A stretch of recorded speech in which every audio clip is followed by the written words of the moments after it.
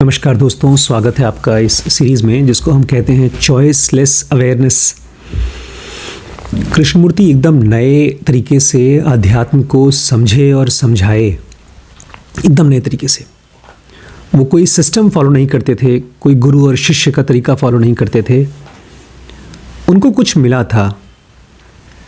ऐसा लगता है जैसे कि आपको ज़मीन से पहाड़ तक, ऊंचाई तक पहुंचना है तो सीढ़ी की ज़रूरत पड़ेगी या रोड की ज़रूरत पड़ेगी, बहुत मेहनत करनी पड़ेगी।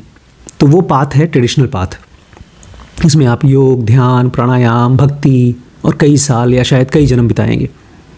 लेकिन कृष्णमूर्ति को ऐसा लगता है एक लिफ्ट मिल गई थी, डायरेक्ट अंदर तक पहुंचने के लिए, ईश्वर तक पहुंचने के लिए जगह मिल गई थी।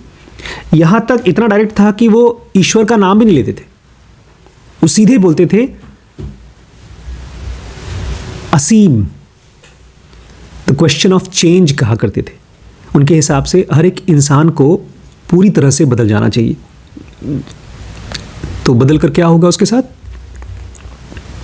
जब इंसान बदलेगा तो क्या होगा उसके साथ? वो पहले से नहीं बोलते थे क्या होगा। वो जानते थे ये चीज़ कि आपको भी पता है कि ये स्पिरिचुअल चेंज की बात हो रही है। आपका अहंकार खत्म हो जाएगा और आपका सेल्फ, समाधि वर्ड नहीं यूज़ करते थे। वो बहुत नए तरीके से बात करते थे, तकरीबन बुद्ध की तरह ही। बुद्ध को भी लोगों ने, हिंदुओं ने खासतौर से एक्सेप्ट नहीं किया कि वो विष्णु का अवतार है, हालांकि बड़े मजबूरी से मानते हैं, क्योंकि बुद्ध और कृष्णमूर्ति दोनों भगवान का नाम ही लेते हैं। कहीं पर भी आप गए थे वहाँ पर सारनाथ में भगवान की मूर्ति नहीं थी। कृष्णमूर्ति के भी आश्रम में कोई मूर्ति नहीं भगवान की। आश्रम है भी नहीं, वो तो स्कूल माना जाता है। कृष्णमूर्ति और बुद्ध दोनों ही चोट करते थे उन चीज़ों को जो हमको बांध के रखता है, जो हमको फ्री नहीं होने देता। और चोट करने के लिए एक ही औजार था और वो था अवेयरनेस। ऐसा लगता है जैसे कि इन लोगों को ब्रह्मास्त्र मिल गया था। अपने मन में सभी पापों को ख़त्म करने का ब्रह्मास्त्र। और ये पाप बोलते भी नहीं थे उसको। वो ये नहीं कहते थे कि हमारे मन में एक किसी को गंदी नज़र से देखने की इच्छा हो रही है, पाप है ना। वो बोलते थे कि एक विचार है जिसको अगर आपने देख लिया, अच्छे से दिख गया, तो कमज़ोर हो जाएगा, वो ख़त्म हो जाएगा। लेकिन वो ये जानते थे कि इस अवेयरनेस को कंप्लीट अवेयरनेस होना है। क्योंकि फ़िलहाल जो हमारा अवेयरनेस होता है वो ऐसा होता है जैसे कि एक लेज़र वाला टॉर्च। देखा है कभी लेज़र वाला टॉर्च? कब देखा है आपने? देखा है लाल रंग का लाइट निकलता है या हरे रंग का लाइट निकलता है, और जहाँ मारेंगे वो कुछ दिखाई देता नहीं है। क्या दिखता है लेज़र टॉर्च में? बस लाइट दिखाई देती है, बस। ऐसे ही हमारा अवेयरनेस जिस विचार के साथ होता है वो विचार ही दिखता है, बल्कि दिखता भी नहीं है, वही होता है। आज मैं और गरिमा बात कर रहे थे किसी बात को लेकर के, कुछ इंपॉर्टेंट टॉपिक को लेकर के। बात ही इमोशन से शुरू हो रही थी। मुझे ऐसा लगा था जैसे कि हम लोग बात नहीं कर पा रहे हैं, हमारी बहस हो रही है। बड़ी मुश्किल से मैंने इस बातचीत को, जैसे एक ड्राइवर गिरती हुई कार को संभाले, ऐसे मैंने संभाल करके बात की। और क्यों कर पाया बात? क्योंकि मैं अवेयरनेस को चाहता हूँ कंट्रोल में रहे, ना कि विचार या तो भाव। तो इस चीज़ को कृष्णमूर्ति बोलते हैं। वो कहा करते थे कि आदमी को पूरी तरह से बदलना होगा। इसको उन्होंने नाम दिया है प्रॉब्लम ऑफ चेंज। अब ये सुनने में छोटा लगेगा या बहुत बड़ा लगेगा। प्रॉब्लम ऑफ चेंज, इंसानों को बदलना चाहिए, बदलेंगे, छोटी बात है तो छोटी लगेगी। लेकिन अगर वही कोई स्पिरिचुअल आदमी होगा, बोलेगा ये तो एनलाइटमेंट की बात हो रही है, बुद्धत्व की बात हो रही है, ये तो भक्त का भगवान होने की बात कर रही है, तो ये बहुत बड़ी और बहुत मुश्किल चीज़ है। वो बोलते हैं अभी डिसाइड मत करो कि बड़ी है कि छोटी। बोलते हैं देखो, एक तुम्हें मैं, बल्कि उस जो बता रहे हैं ना, उसके लिए कहा करते थे, ये एक सही एकदम यही एग्जाम्पल देते थे। बोलते थे मेरे पास एक डायमंड है, हीरा है, बेशकीमती हीरा, और मैं तुम्हें एक दोस्त की तरह दे रहा हूँ, बस उसको लो और मुक्त हो जाओ। कह रहे हैं अगर तुम इस प्रॉब्लम ऑफ चेंज को समझना चाहते हो, विचारों से, भावों से फ्री होकर के पूरे हमेशा हमेशा के लिए फ्री होना चाहते हो, तो सबसे पहले तुम्हें समझना होगा process of thinking and nature of knowledge. हमारे दिमाग में दो चीज़ें चलती हैं। एक तो होता है प्रोसेस ऑफ थिंकिंग। जब भी हम कुछ सोचते हैं तो उसका एक तरीका होता है, बड़ा कमज़ोर तरीका है, लेकिन हमारे पास यही तरीका है।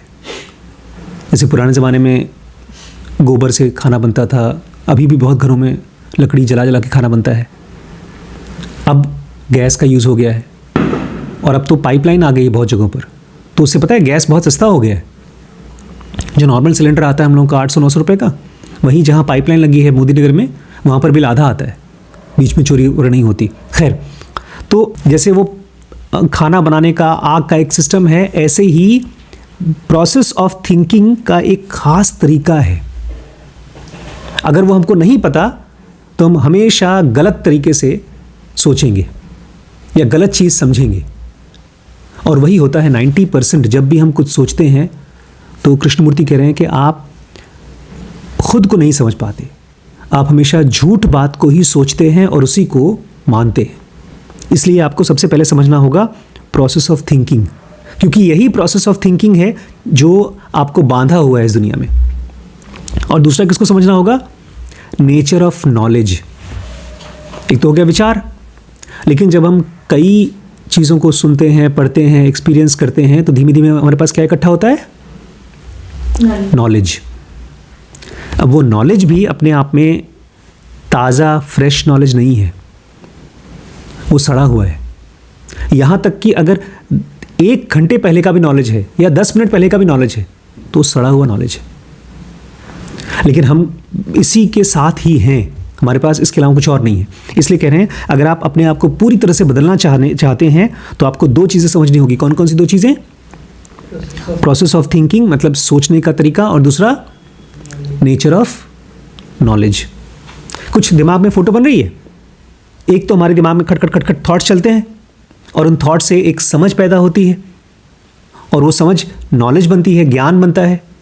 तो ये दोनों को एक तरह से आपके पास यही 2 चीज़ें हैं। एक तो आपके पास जेब में जो पैसा है वो है, और दूसरा जो आपने बैंक में पैसा इकट्ठा कर लिया वो है, और आप अपने आप को बड़ा अमीर समझ रहे हैं, और दोनों अगर फर्जी निकले तो आप गरीब हो गए।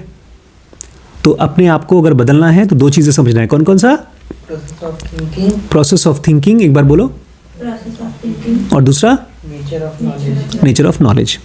बोलते हैं अगर हम इन चीज़ों दोनों में बहुत गहराई तक नहीं जाएंगे तो जो भी बदलाव आप करेंगे, किसी की बात सुन करके या किसी को देख करके अपने आप को कुछ करवाने की कोशिश करेंगे, वो स्थायी नहीं होगा। आप बदलेंगे लेकिन वो स्थायी बदलाव नहीं होगा। Because merely to change on the surface is to perpetuate the very thing we are trying to alter। बताओ भाई इसका मतलब? Because merely to change on the surface is to perpetuate the very thing that we are trying to alter। नहीं समझा? तोड़ते हैं। merely to change on the surface मतलब अगर आप अपने आप को ऊपर ऊपर से बदल रहे हैं, it is to perpetuate the very thing we are trying to alter. Perpetuate मतलब पता है? परपेचुएट मतलब वही करना, जो कर रहे हैं वही कर रहे हैं, वही करना, जो कर रहे हैं वही करना। Is to perpetuate the very thing that we are trying to alter. वही चीज़ करते हैं जिसको हम बदलना चाहते हैं। जो हम बदलना चाहते हैं वही चीज़ बार बार कर रहे हैं। कह रहे हैं अगर आपने अपने आप को ऊपर ऊपर से बदला तो जो आप बदलने की कोशिश कर रहे हैं आप वही करते रह जाएंगे। एक बहुत खूबसूरत कहानी है, अभी बल्कि हम लोग जब गए थे वहाँ तो पुरानी बिल्डिंग देखी हमने, बहुत पुरानी, 100 साल पुरानी बिल्डिंग देखी। पत्थर की बिल्डिंग बनी है। इनफैक्ट इस बार तो हम लोग पत्थर का रेट भी मालूम करके आए, क्योंकि जो पत्थरों की बिल्डिंग बनती है, पहाड़ों से जो पत्थर बनते हैं वो इन पत्थरों से उसकी उम्र ज़्यादा होती है। तो बड़ी मम्मी गई थी तो हम लोग देख रहे थे, पत्थर का रेट देख कर आए। वहाँ पत्थर बड़े सस्ते हैं, यहाँ से बहुत सस्ते हैं, खाली लाने में बड़ा खर्चा है। तो कहानी ये है कि एक बहुत पुरानी बिल्डिंग थी, बहुत पुरानी चर्च, करीब 500 साल पुराना, एकदम जर्जर हो गया था, कमज़ोर, टूट गया था। तो लोगों ने कहा ठीक है इसको तोड़कर नया बनाएंगे, लेकिन भैया इसकी दीवारें और इसके दरवाजे बहुत यूनिक हैं, एंटीक हैं, तो ऐसा करेंगे इसको फिर से इस्तेमाल करेंगे। फिर किसी ने कहा भाई इसकी सीमेंट और इसका बालू और इसका सब कुछ बड़ा यूनिक है, तो उसको भी फिर से इस्तेमाल करेंगे। तो पूरा बिल्डिंग तोड़ा और फिर से बनाया, और बना क्या? वही। अब कृष्णमूर्ति कह रहे हैं कि आपने कहीं किसी की बात सुनी, आपको अच्छा लगा, तो आप अपने आप को बदलने की कोशिश कर रहे हैं। तो आपने कुछ विचार आपके पास पहले से थे जिसकी वजह से आप कुछ हरकत कर रहे थे, आप उससे खुश थे या दुखी थे। अब आपने किसी की नई विचार सुने, तो आप उस विचार को फॉलो करने की कोशिश कर रहे हैं, और उसमें भी आप खुश या दुखी होंगे। तो आप असल में बदले नहीं, क्योंकि आपके खाली विचार बदले हैं। अगर कोई आदमी पहले लड़ाई करता था तो पहले हिंदू होकर लड़ाई करता था, अब बाद में उसने अपना जात बदल दिया, मुस्लिम हो गया तो मुस्लिम होकर लड़ाई कर रहा है, या बदल करके मार्क्सिस्ट हो गया है। पता है मार्क्सिस्ट कौन होते हैं? नक्सलवाद। एक बहुत बड़ा मूवमेंट चला था, इसके बारे में हम लोग कभी बात करेंगे। इसमें हाँ, कार्ल मार्क्स को जो फॉलो करते थे वो ये मानते थे कि अमीरों से पैसा छीनो और गरीबों को दो। तो जो लोग छीनते थे पैसा, वो लोग छीन लेते थे, उसके बाद फिर अपना जो गरीब थे उनको देते थे। जो छीना है बेचारा वही गरीब है, उसने यूज़ करना शुरू कर दिया, तो वो अपने नए अमीर बन गए। तो आज पूरा रशिया के जो सबसे बड़े बड़े पॉलिटिशियंस हैं वो वही लोग हैं जो एक टाइम पर बहुत गरीब थे और पैसा छीन करके अपने पास रख लिए। तो कुछ बदला नहीं। एक बहुत बड़ा मूवमेंट चला। आज भी कार्ल मार्क्स को फॉलो करने वाले लोग, नक्सलवादी लोग, मानते हैं इस चीज़ को कि दुनिया में बदलाव होना चाहिए। उसको कम्युनिस्ट बोलते हैं उनको। कम्युनिस्ट मतलब हम लोग एक कम्युनिटी के मेंबर हैं, और उसमें हर किसी को एक सा रिस्पेक्ट मिलना चाहिए, दर्जा मिलना चाहिए, पैसा बराबर मिलना चाहिए, सबको एक जैसा इलाज मिलना चाहिए, एक जैसी पढ़ाई मिलनी चाहिए। ये चीज़ को लोग फॉलो तो करने की कोशिश करते, लेकिन कभी हुआ नहीं है। क्यों नहीं हुआ? क्योंकि ये सब कहाँ से निकल के आ रहा है? विचारों से निकल के आ रहा है। और दुनिया में ऑर्डर मतलब चलना चाहिए नहीं, मैं जिस ऑर्डर की बात कर रहा हूँ वो नेचर का ऑर्डर है, सिद्धांत। दुनिया में ऑर्डर है नहीं, मतलब विचारों में, लोगों में, अहंकार में ऑर्डर नहीं है, सच्चाई नहीं है। सच्चाई केवल एक जगह है। कहाँ? मन में, हमारे आत्मन में। तो जब तक हम आत्मन तक नहीं पहुँचते हैं, या जिसको ईश्वर कहते हैं, वहाँ तक नहीं पहुँचते हैं, तब तक आप कितना भी समाज में परिवर्तन लाने की कोशिश करें, आप नहीं ला सकते। क्यों? क्योंकि वो परिवर्तन कहाँ से आ रहा है? विचारों से आ रहा है। इसलिए कृष्णमूर्ति बोलते हैं सबसे पहले अपने मन में चलने वाले इन दोनों को पहले अच्छे से समझो। कौन कौन से दोनों को? प्रोसेस ऑफ थिंकिंग के तुम्हारे विचार कैसे काम कर रहे हैं, और दूसरा नेचर ऑफ नॉलेज, क्योंकि ये तुम्हारा औजार है। ये बहुत इंपॉर्टेंट है, क्योंकि आपने मुझसे पूछा कि हम लोगों की रिस्पेक्ट क्यों नहीं कर पा रहे हैं। क्योंकि जो बदलाव हम लाने की कोशिश कर रहे हैं वो अभी सरफेस पे है, ऊपर ऊपर हमने सुना और विचार में से हो रहा है। अगर आप सरफेस पे बदलाव करने की कोशिश करेंगे, आप मान लीजिए आप जाकर किसी को रिस्पेक्ट देने की कोशिश करेंगे और वो आपको बदतमीजी से ट्रीट करे, तो गुस्सा आएगा। होता भी है। इसका मतलब ये है कि जैसे बुद्ध भी गए थे, आंगुली मार को रिस्पेक्ट दिया था। उनको पता था कि आंगुली मार बहुत बड़ा गुंडा है, लेकिन वो उसको इज्जत से बात किए, और मुझे पक्का है कि आंगुली मार ने उनको रिस्पॉन्ड इज्जत से नहीं किया होगा। क्या किया होगा? हाँ, एक बात है कि सर, सुनते जैसे महात्मा गांधी थे, लोग कहते थे कि जब ट्रेन में जाते थे उनके पास पैसा नहीं थे, तो वो उतार दिया, तो वो निकल लिए, गुस्सा नहीं करते। तो गुस्सा नहीं होना चाहिए, हमारे पास जो है वो दे रहे हैं, नहीं है तो कोई बात नहीं। इसमें दो चीज़ है बेटा।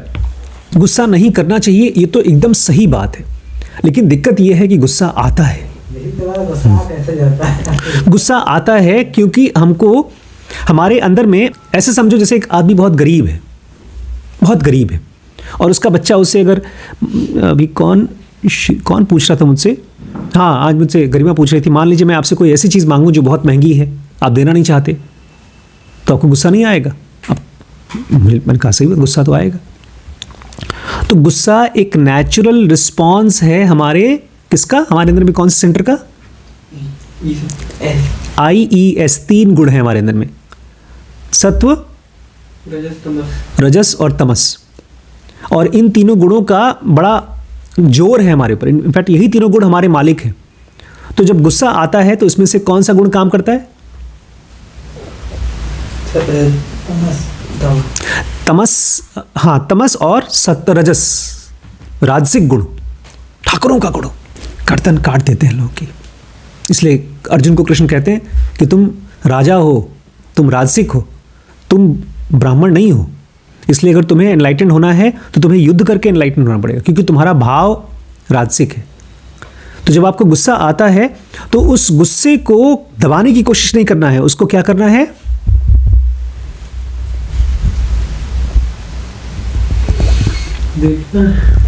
गरिमा को बड़ा गुस्सा आया था आज सुबह सुबह, मतलब बहुत ज़्यादा गुस्सा नहीं आया था, बट गुस्सा तो आया था। शीश को कल बहुत गुस्सा आया, गुस्से के बाद दुख भी हुआ। पूरी क्लास में कल गुस्सा थे और परेशान थे।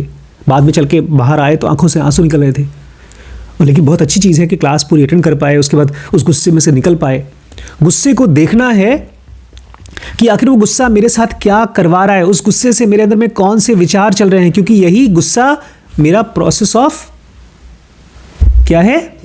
थिंकिंग है। इसी गुस्से में मुझे एक ज्ञान मिल रहा है कि सामने वाला खराब है।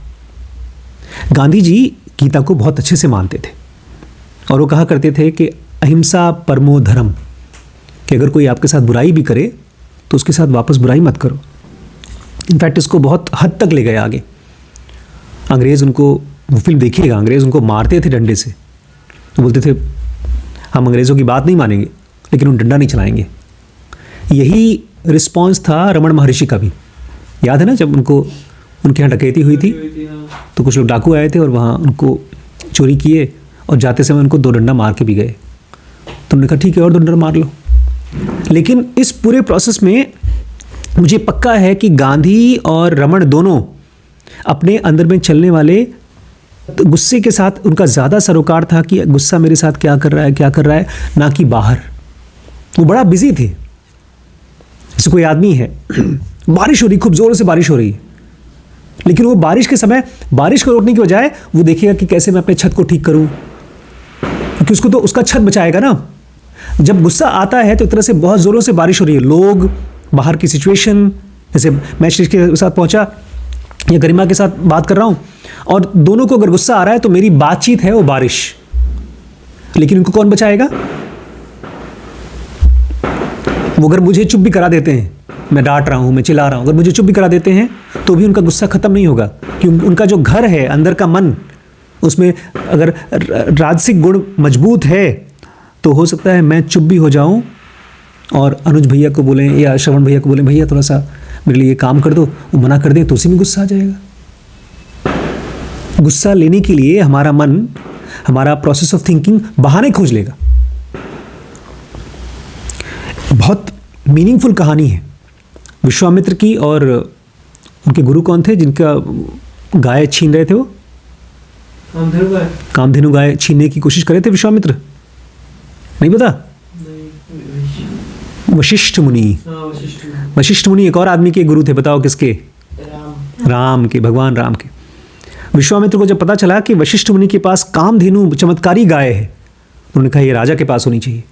लड़ाई करना शुरू कर दिया, हार गए वशिष्ठ मुनि से, लड़ाई में हार गए। फिर बोलते हैं कैसे मिलेगी? तुमको किस पता चला कि तुम्हें ऋषि होना पड़ेगा, तो ऋषि बनने की कोशिश करे, लेकिन राज ऋषि बन पाए, बस ब्रह्म ऋषि नहीं बन पाए। गुस्से में गए और वशिष्ठ मुनि के सारे बच्चों को मार डाला। कहानी है, हो सकता है मार भी दिया हो। लेकिन एक दिन सुन रहे थे कान लगा करके वशिष्ठ और उनकी बीवी क्या बात कर रहे हैं, क्या बात चल रही थी। बेचारा विश्वामित्र इतना परेशान है, उसको समझ में नहीं आ पा रहा है कि कैसे उसको मिलेगी गाय। बेटा मरा, बेटा नहीं कई बेटे थे उनके शायद जो मर गए, और उनको पता है कि वशिष्ठ ने मारा है और विश्वामित्र ने मारा है, लेकिन उनको चिंता क्या हो रही है? बेचारा गाय की नहीं, विश्वामित्र बेचारा एनलाइटन कैसे होगा। फिर गए, रोने लगे, पैर पड़ने लगे वशिष्ठ के। वशिष्ठ का अपने थॉट्स के ऊपर इतना कंट्रोल था कि उनके बच्चे मरने के बाद भी वो बहुत दुखी नहीं हुए। हम लोग जानते हैं कि लाइफ में अलग अलग सिचुएशंस हमको दुख देती हैं, दे सकती हैं, लेकिन हमारा क्या नहीं है? हमारे पास वो चीज़ नहीं है जो गुस्से को समझती है, जो गुस्से की मालिक है। वो कौन सी चीज़ है? वो है चॉइसलेस अवेयरनेस। वो जैसे हवा होती है, ऐसे हमारे मन के अंदर में एक स्पेस होती है, हवा होती है, जिसके अंदर में चीज़ें, विचार चलते हैं, भाव काम करते हैं। जब वो बहुत होती है तो वो मालिक होती है, जब वो ज़रा सी होती है तो विचार और भाव मालिक होते हैं। इसलिए एक आदमी जो खून करता है वो प्योर थॉट है, प्योर शरीर है, वो जानवर है। लेकिन जो आदमी किसी खूनी को भी माफ़ कर सकता है, और ऐसा मत सोचिएगा कि लोग करते नहीं हैं। हमने बहुत अच्छी सीरीज़ बनाई थी, शायद डेविड और गोलियात करके नाम था। उसमें एक बाप ने अपनी बेटी के खूनी को माफ़ कर दिया। उस छोटी सी बच्ची थी, 12-13 साल की बच्ची, और एक सीरियल खूनी था जो ऐसे 12-13 साल के बच्चे को मारता था। जब वो पकड़ा गया तो इसने कहा कि मैं क्या करूँगा, इसको अगर फांसी हो भी जाएगी तो मेरी बच्ची ज़िंदा तो हो नहीं जाएगी, तो मैं तो अपनी तरफ से माफ़ कर रहा हूँ। आज के ज़माने की बात है ये, और वो कोई गांधीवादी नहीं था, वो बुद्ध भी नहीं था, लेकिन रहा होगा क्योंकि उसके अंदर में कौन मालिक नहीं था? रजस तमस या विचार या भाव, ये मालिक नहीं थे। मुझे 100% श्योर है कि वो आदमी बहुत गहरा स्पिरिचुअल आदमी रहा होगा। उसका नाम शायद हम लोग नहीं जानते, नाम होगा भी, उस किताब में होगा जिसमें मैंने पढ़ा था। ऑल, लास्ट में एक सेंटेंस और पढ़ेंगे थोड़ा सा। All revolutions set out to change the relationship of man to man, to create a better society, a different way of living, but through the gradual process of time, the very abuses which the revolution was supposed to remove recur in another way with a different group of people, and the same old process goes on. Krishnamurti बात करते हैं क्रांतियों की। ढेर सारी क्रांतियाँ हुई हैं, अभी भी देखिए आजकल चल रहा है क्रांति, जो पॉलिटिक्स में एकदम नए तरीके से क्रांति हो रही।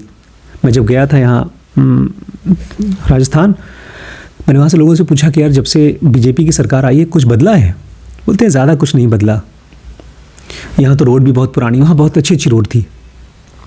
पूछा रोड कितनी अच्छी रोड कैसे? बोलते हैं बारिश होती नहीं है तो रोडें ख़राब ही नहीं होती पानी बहुत कम है, रोड अच्छी है।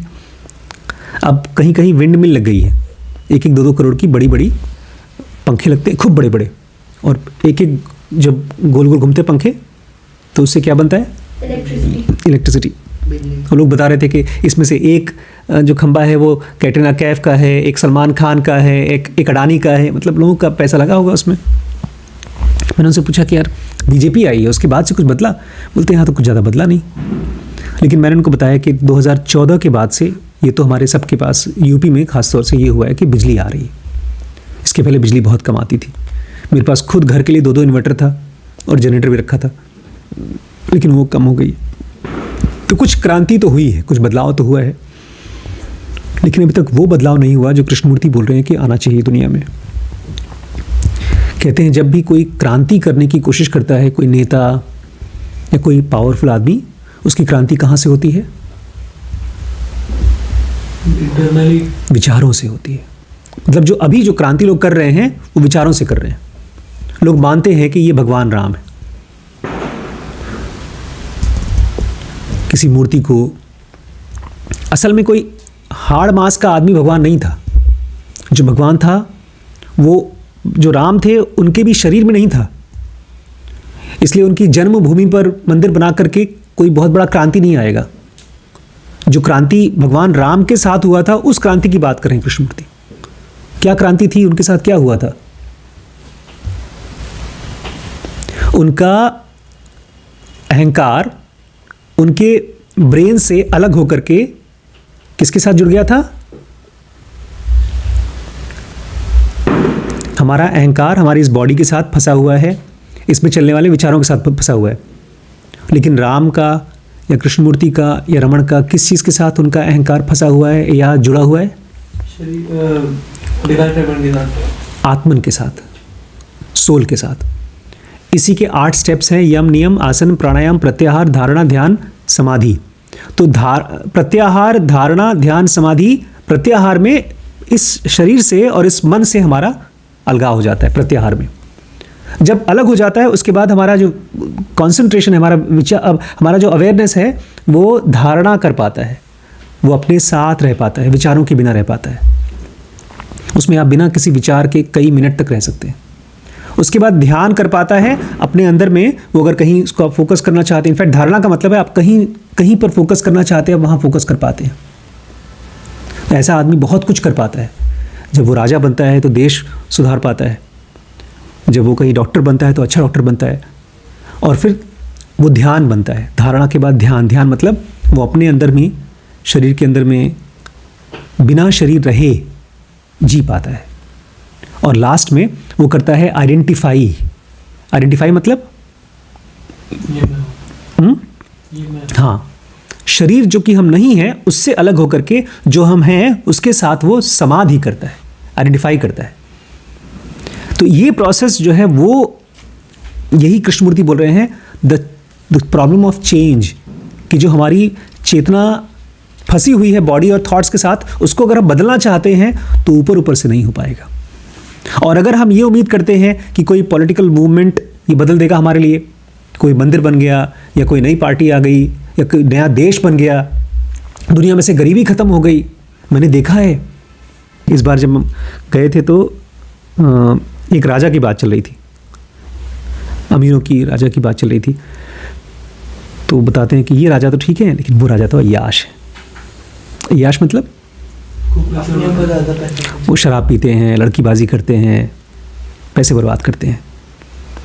और ऐसा मतलब किसी एक आदमी के बारे में नहीं है, ये आदमी का शरीर ही ऐसा है कि अगर उसको हद से ज़्यादा मिलेगा तो वो अय्याशी हो जाएगा। हद से ज़्यादा चाहे नींद, इसलिए कृष्ण गीता में क्या कहते हैं नींद के बारे में पता है? अर्जुन से कहते हैं योगी वो आदमी है जो ना हमेशा जगता रहे और जो ना हमेशा बहुत ज़्यादा सोए, संयम से सोए। तो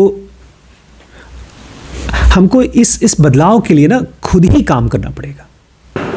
इसलिए ये मैं चाहता हूँ इस पूरी सीरीज़ को मैं धीमे धीमे ले चलूँ। ये जो अवेयरनेस, जो आपके हमारे पास पावर है ना, ये बड़ा पेचीदा पावर है, इसको आप यूज़ नहीं कर पाएंगे। अपने ही हाथ से अपने ही मन को जीतना है, मतलब अपने ही मन से अपने ही मन को जीतना है। एक विचार से आप दूसरे विचार को काट नहीं सकते। विचार से हट करके अवेयरनेस से आप विचार को हराएंगे, बार बार फिसलेंगे इसमें, और मन बार बार कहेगा कोई और करवा देता, कोई सामाजिक कल्याण हो जाता, उससे मेरा भला हो जाता। तो बार बार विचार का प्रोसेस ऑफ थॉट जिसको बोलते हैं, प्रोसेस ऑफ थिंकिंग, उसको अगर आप नहीं समझ पाएंगे तो आप अपने आप के मालिक नहीं बन पाएंगे। और जो ज्ञान इकट्ठा हो जाएगा वो बन जाएगा ओपिनियन। जैसे सुबह गरिमा बोलती है आपको कैसे पता कि ये सही टाइम है मेरे लिए शादी करने की? ओपिनियन मतलब होता है कि मेरे मन में जो विचार चल रहा है और मैं जो फील कर रही हूं या फील कर रहा हूं वो सही है मेरे लिए। ऐसा मुझे भी लगता था, बड़ी मुश्किल से मैंने उस बात को बहस से हटा करके एटलीस्ट, क्योंकि जो प्रोसेस ऑफ थिंकिंग है और जो नेचर ऑफ नॉलेज है वो बहुत भारी चीज़ है। उसको जानवर की तरह है, कब आप ही को पढ़ के खा लेगा, आपका ही विचार आपको ही खा लेगा। मेरे पापा मुझे समझते नहीं, मेरा बुरा करना चाहते हैं। मुझे बचपन में लगता था जब पापा मेरी बात नहीं मानते तो मुझे ये मेरा बुरा करना चाहते हैं, मेरा ही विचार बोल रहा है। और मेरा ज्ञान भी ये था कि देखो 10 साल हो गए, इतने साल से मेरे पीछे पड़े। तो ये प्रोसेस ऑफ थिंकिंग और नेचर ऑफ नॉलेज, इन दोनों को बहुत अच्छे से समझना होगा, तभी आप इसको इस्तेमाल कर पाएंगे, नहीं तो ये आपको इस्तेमाल कर जाएगा। मन में जो विचार चल रहे हैं उसके ऊपर भरोसा नहीं करना है। अपनी समझ को मालिक बनाना है, समझ को। आज एक सीरियल देखा मैंने दीदी के साथ, उसका नाम है मामला लीगल है। उसमें वकील साहब थे, बड़ा चालाक, बहुत समझदार। 8 एपिसोड का सीज़न है। लास्ट में वो बेचारा इलेक्शन लड़ता है अपने दुश्मन से, दुश्मन वकील, और इसका बार एसोसिएशन का इलेक्शन होता है। अभी कुछ दिन पहले लखीमपुर में भी हुआ है, बड़ी हो हल्ला होता है। इसने खूब मेहनत करके पक्का था कि मैं जीत जाऊंगा, लेकिन लास्ट में 24 वोटों से बेचारा वो हार गया। एकदम पूरा नया सूट वूट बना लिया था, एकदम जीतने वाला था, लेकिन फिर जब हार गया बेचारा, बाथरूम में अपना शीशा देख रहा था, शीशे में शक्ल देख रहा था। वो दुश्मन आ गया, 100 रुपये की शर्त लगी थी, उसको पैसा देने लगा और खूब उसके मुंह पे गाली गलौज करने लगा, तुम हार गए, तुम ये और वो। तो गुस्सा आया, खींच के तो झापड़ खींच के मारा, फिर हाथापाई हुई, पीट पाट दिया उसको। फिर जब वापस पहुंचा अपने ऑफिस में, इसके सीनियर थे, बोलते हैं तुम पागल हो गए हो यार, अगर वो कंप्लेन कर देगा, बार एसोसिएशन का प्रेसिडेंट हो गया वो, तुम्हारी लाइसेंस चली जाएगी, तो छोड़ो कि तुम इलेक्शन हार गए, तुम्हारा लाइसेंस ही खत्म हो जाएगा, तुम प्रैक्टिस नहीं कर पाओगे। बेचारा परेशान सोचने लगा। तब तक से फ़ोन आया हाई कोर्ट से, ये सेशन कोर्ट में था, लोअर कोर्ट में था, हाई कोर्ट से फ़ोन आया। जज, सीनियर जज ने कहा आपके बारे में हमने सुना, आपके अंदर ये अच्छाई है, ये अच्छाई है, वो अच्छाई है, ये सब अच्छाई होने के बावजूद आप 24 वोटों से आप हार गए, तो हम आपको एक कंप्लेन की, हम आपको एक ऑफ़र देना चाहते हैं कि आप जज बन जाइए। अब सोचने लगा बेचारा कि जज बने। तब मुझे पहली बार मालूम पड़ा कि जज को तो खाली सैलरी मिलती है, लेकिन वकील तो डॉक्टर की तरह काम करता है। वो जितना केस लेगा, जितना फीस बोलेगा उतना मिलेगा। तो जज से ज़्यादा कमाता है वकील, और वकील को एक किक होता है, मज़ा होता है किसी काम को करने में, केस को पेचीदा है। तो ये 2-3 लोगों से पूछा, बोलता मुझे जज नहीं बनना है। फिर एक जज के पास गया, एक जज, सीनियर जज थी वो, उसके पास उसकी जान पहचान थी। बोलता है मुझे जज नहीं बनना है क्योंकि आपके काम में बहुत किक नहीं है। उसने कहा किक नहीं है? जज बोलती है चलो मैं तुम्हें दिखाती हूँ कि क्या कैसा होता है। वो लेकर गई कोर्ट में, दूसरा एक जज बैठा था और वो केस चल रहा था। तो देखो सब लोग कहाँ किसको देख रहे हैं? जज को देख रहे हैं। और वो जो गुनहगार है वो किसको देख रहा है? जज को देख रहा है, मुवक्किल। बोलते हैं वो जज फैसला करेगा। जज का काम है अनबायस्ड फैसला देना, मतलब किसी की तरफ पक्षपात नहीं होना चाहिए। उसके बाद बोलती है कि देखो जब जज ने वो तो वकील तो चाहते हैं कि इसको मिले जस्टिस, न्याय मिले, लेकिन ये जो गुनहगार जिसको लोग मान रहे हैं, जो जज के पास आया अपील करने के लिए, उसको न्याय नहीं चाहिए, उसको एक भीख चाहिए, एक प्रार्थना कर रहा है जज से। और जब वो सही हो जाता है तो जज उसकी तरफ देखता है। हर केस में जज देखता है और सही न्याय करने की कोशिश एटलीस्ट करता है। तो उस समय जब उसको किसी के साथ सही कर पाता है तो किक है। वो किक वकील को कभी नहीं मिल सकता, क्योंकि वो फैसला तो वकील करता ही नहीं। फिर डिसाइड करता है मैं जज बनूंगा, जज बन जाता है। बट देखिए ये सारा खेल अगर केवल विचार कर रहे हैं तो आप फेल हो जाएंगे, क्योंकि जज, सही, वकील, जस्टिस, ये सब चीज़ें बहुत ऊपर की हैं, सुपरफिशियल हैं। गहराई में आप अपने मालिक तब बनते हैं जब आपको ये दोनों चीज़ें कंट्रोल नहीं करती हैं। आप इन दोनों को समझते हैं जैसे गाड़ी को समझते हैं। विचार पता है क्या होता है? विचार होता है करें कि ना करें, सही है कि गलत है।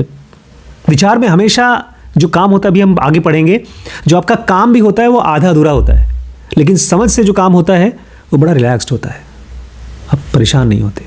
खैर अभी इसको हम लोग और पढ़ेंगे।